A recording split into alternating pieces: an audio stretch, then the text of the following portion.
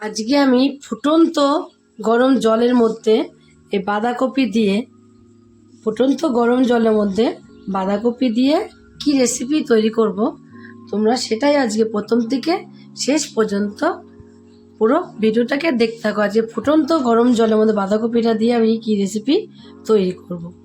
এখানে আমি দেখো কপি নিয়ে নিয়েছি, বাঁধাকপি। কপিটা কেমন ঠাসা দেখো, খুব সুন্দর কপিটা, কিন্তু এতটা বাঁধাকপি আমার লাগবে না বলে কিন্তু আমি এর মধ্যে দিয়ে একটু কেটে নেব। বড়, প্রচুর বড় বাঁধাকপিটা অর্ধেকটা নিয়েছি, তার থেকেও আবার মধ্যে দিয়ে একটু কেটে নিচ্ছি। একটা কেন, দুটো বাঁধাকপিও লেগে যেতে পারে। আর আমার দেখো এখানে 4 ভাগের 1 ভাগ বাঁধাকপি আমি নিয়ে নেব। কপিটাকে পুরো গোটাই রাখবো, গোটা রেখে এই বাঁধাকপিটাকে একটু ধুয়ে নেব। আর এই গোড়াটাকে একটু ফেলে দেবো।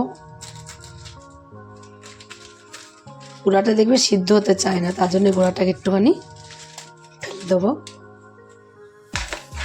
অল্প করে ফেললাম, আর এই পাশে একটু আছে, এটা কিন্তু পরে ফেলে দেবো। তার জন্য এখানে আমি কিছুটা জল দেখো আগের থেকেই বসিয়ে দিয়েছি। জলটাকে এখন একটুখানি ফুটে গেছে। আর বাঁধাকপিটাকেও কিন্তু আমি ধুয়ে নিয়েছিলাম। এবার পুরো গোটা বাঁধাকপিটাকে জলের মধ্যে দিয়ে দেবো। জলের মধ্যে দিয়ে দিয়েছি। এবার আমি ঢাকা দিয়ে গ্যাসটাকে তো কমিয়ে 10 মিনিটের মতন কপিটাকে সিদ্ধ করে নেবো একটু। দেখো আমি 10 মিনিট তোমাদের বলেছিলাম, গ্যাসটা কমিয়ে রেখেছিলাম বলে কিন্তু 20 মিনিট হয়ে গেল।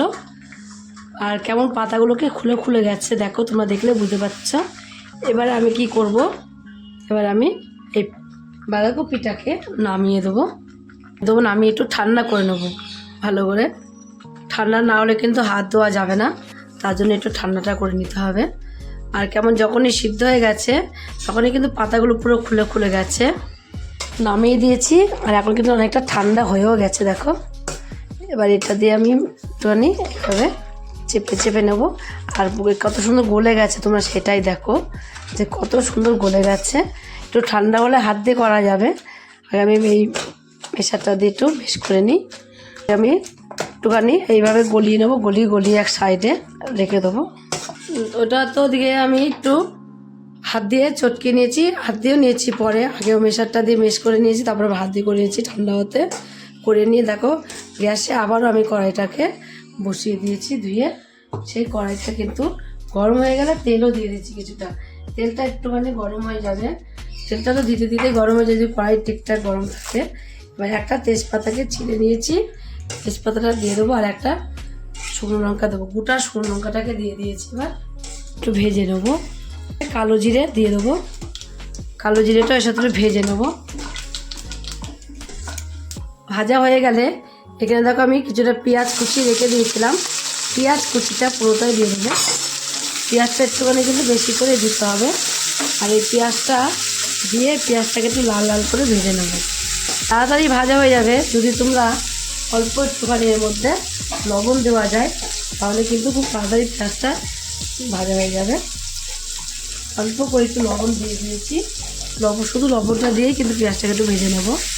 তো ভেজে নেওয়া হয়ে গেছে একদম, দেখো দেখলে বুঝতে পারছো যে পেঁয়াজটা খুব সুন্দরভাবে ভাজা হয়েছে। এবার এর মধ্যে আমি দিয়ে দেবো 1 চামচের 1/2 চামচ জিরের গুঁড়ো, দেবো হলুদ গুঁড়ো, আর এখানে লঙ্কার গুঁড়ো দিয়ে দেবো অল্প একটু, কাশ্মীরি লঙ্কার গুঁড়ো দিয়েছি। প্রথমে তো লবণ দিয়েছি, আর অল্প করে একটু লবণ দিয়ে দেবো। তারপর দেবো এখানে দেখো অল্প একটুখানি রসুন বাটা। রসুন বাটার বদলে তোমরা যদি গোটা রসুনও কিন্তু কুচিয়ে দিতে পারো। এবার সমস্ত মশলাগুলো একটু আমি নাড়াচাড়া দিয়ে নেবো এইভাবে। দিয়ে নিয়ে অল্প সামান্য একটু জল দিয়ে দেবো, সামান্য একটু জল দিয়ে দিয়েছি দেখো, দিয়ে কিন্তু মশলাটা কষাবো। আর এখানে আমি কাঁচা লঙ্কা কুচিয়ে নিয়েছি, কাঁচা লঙ্কা কুচি দিয়ে দেবো ঝালের জন্য। ঝাল কিন্তু তোমরা যে যেরকম ঝাল খাবে ঠিক সেরকম ঝালটা বুঝে শুনে দেবে। মশলাটাকে একটু কষিয়ে নিয়েছি দেখো। এখন যে এক্সট্রা জলটা দিয়েছিলাম সেই জলটা এখন আর নেই। এবার আমি যে বাঁধাকপিগুলোকে তোমার রেখে দিয়েছিলাম এখানে, সেই বাঁধাকপিগুলোতে দিয়ে দেবো। পুরো বাঁধাকপিটাকে কিন্তু আমি এর মধ্যে দিয়ে দিয়েছি। এবার বাঁধাকপিটাকে দিয়ে কিন্তু নাড়াচাড়া দিয়ে নেবো। বাঁধাকপিগুলো দিয়ে একটু দেখো নাড়াচাড়া দিয়ে নিয়েছি। আর বাঁধাকপির মধ্যে একটু জল ছিল, সেই জলটাও দিয়ে কিন্তু জল জল ভাব চলে এসেছে। এবার এর মধ্যে আমি দিয়ে দেবো অল্প করে একটু ম্যাগির মশলা দিয়ে দেবো। ম্যাগির মশলা দিয়ে এটা একটু পরেই দিতে হয়, তার জন্য আমি কষানোর সময় ম্যাগি মশলাটা দিয়ে নিই। ম্যাগি মশলা দিয়ে নাড়াচাড়া দিয়ে নেবো। নাড়াচাড়া দিয়ে নেওয়ার পরে তোমরা তো অনেক বাঁধাকপি খেয়েছো, বাঁধাকপি দেখো ভর্তা হয়ে গেছে।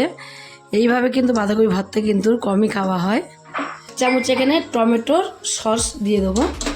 টমেটোর সসের মধ্যে দিয়ে দিয়েছি, দিয়ে নাড়তে থাকবো যত সময় এক্সট্রা জলটা আছে, যত সময় জলটা না শুকোবে তত সময় কিন্তু নাড়তে হবে।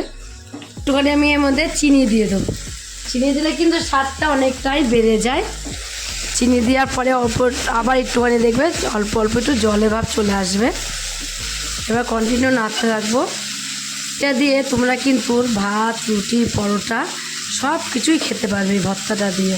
বাঁধাকপি খেতে খেতে দেখবে একঘেয়ে কিন্তু বাঁধাকপি খেতে ভালো লাগে না, তখন এইভাবে তোমরা একদিন একটুখানি রান্না করে খেয়ে দেখবে কেমন লাগে খেতে। নাড়াচাড়া দিয়ে নিয়েছি। এবার কিন্তু এক্সট্রা জল খুব নেই, আর শুকিয়ে গেছে। তোমরা দেখলেই বুঝতে পারছো যে এক্সট্রা জলটা কিন্তু এখন আর নেই, একদমই শুকনো টাইপের হয়ে এসেছে। এবার একটু দিয়ে দেবো এর উপর দিয়ে আমি এই যে লাস্টে ধনে পাতা করছি। কেমন স্বাদটা হবে তোমরা বুঝতেই পারছো যে কেমন স্বাদ হবে। কত কিছু দিয়েছি এর মধ্যে আমি। ধনে পাতা কুচিটাকে দিয়ে একটু মিশিয়ে এবার কমপ্লিট হয়ে গেলে একদম নামিয়েও দেবো। ধনে পাতা কুচিটা নামানো একটু আগেই দিলাম, যে দেখো মিশিয়ে নিয়েছি, এবার আমি নামিয়ে দেবো। তোমরাও বাড়িতে বাঁধাকপি, এই সময় কিন্তু বাঁধাকপি আর ভালো লাগে না, দেখবে এই সময় এইভাবে যদি বাঁধাকপি তোমরা রান্না করে খাও, খেয়ে তোমরা দেখতে পারো কেমন লাগে রেসিপিটা। আর এই রেসিপিটা খেয়ে যদি তোমাদের কাছে ভালো লাগে, তোমরা যদি ফেসবুক থেকে দেখো ফেসবুকের পেজটি ফলো করে দেবে, যদি ইউটিউব থেকে দেখো ইউটিউবের চ্যানেলটি সাবস্ক্রাইব করে দেবে, পাশে থাকা বেল আইকনটিটা প্রেস করতে ভুলবে না, তাহলে নতুন নতুন রেসিপিগুলো তাড়াতাড়ি পৌঁছে যাবে। আর আমার চ্যানেল যদি নতুন বন্ধু হয়ে থাকো, সাবস্ক্রাইব করোনি, প্লিজ সাবস্ক্রাইবটা করে দেবে, সবার আগে তোমাদের কাছে নোটিফিকেশন ঢুকে যাবে। ছোট্ট করে লাইক করো, কমেন্ট করো, অনেক অনেক শেয়ার করো। নমস্কার বন্ধুরা, দেখা হবে আবার পরের রেসিপিতে।